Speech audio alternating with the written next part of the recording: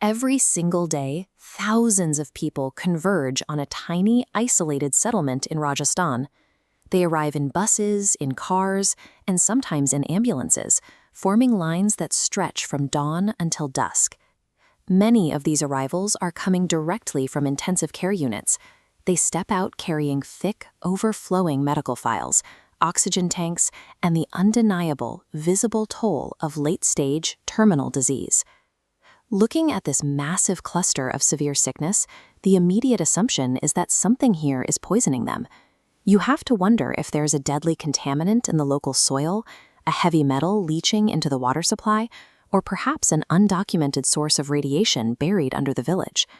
It defies logic how one obscure, rural location in modern India could harbor such a dense and deadly concentration of cancer.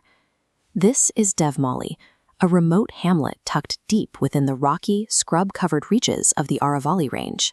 The Indian government recently awarded Devmali the title of the country's best tourist village.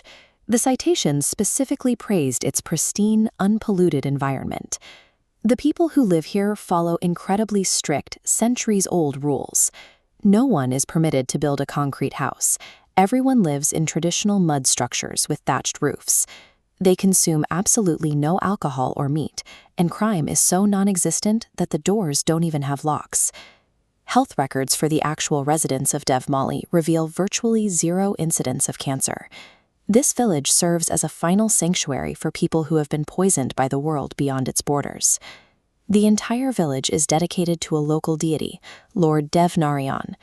The community believes the land itself belongs to him, and this three-spired temple serves as the absolute center of their daily lives. Patients travel here to undergo the jata, a traditional 3-day faith healing ritual. From sunrise to sunset, a 90-year-old local elder and his grandson administer this continuous process to the thousands waiting outside. To participate, the patients must adopt the village's rigid lifestyle. They must completely eliminate specific oils, meats, and alcohol from their diets until fully healed. There is a jarring contrast happening here. You have people sitting outside mud houses, next to earthen stoves, carrying complex, highly aggressive biological diseases that multiply at the cellular level. The thousands submitting to this ancient ritual represent a population that has reached the absolute limits of modern oncology. For them, faith is the only remaining utility.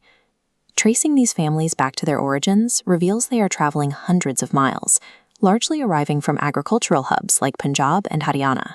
In those regions, decades of heavy, unregulated application of chemical pesticides and fertilizers have severely contaminated the local water tables and soil. Environmental toxicity is only half the equation. Anthropologist Dr. Veena Basan's research highlights a structural failure known as the inverse care law. This chart shows the law in action. On one side, environmentally induced disease is concentrated in specific rural clusters.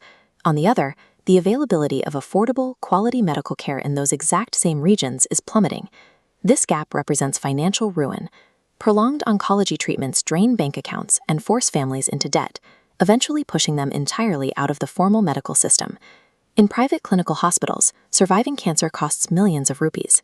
At the Devmali temple, the care runs strictly on voluntary donations. Chemical contamination is the biological cause of their cancer, but the economic failure of the healthcare system is what physically drives these patients to Devmali. The crowds lined up in this village expose two simultaneous systemic failures: the unchecked poisoning of agricultural environments and the privatization of human survival. For a terminal patient with empty pockets, the jata ritual provides the only remaining source of psychological relief. It gives bankrupt families a final sense of agency when the medical system tells them there is nothing left to do. Devmali has become a physical manifestation of a larger, preventable societal disease. Unless the root causes of environmental degradation and healthcare exclusion are addressed, the desperate migrations to places like Devmali will only multiply.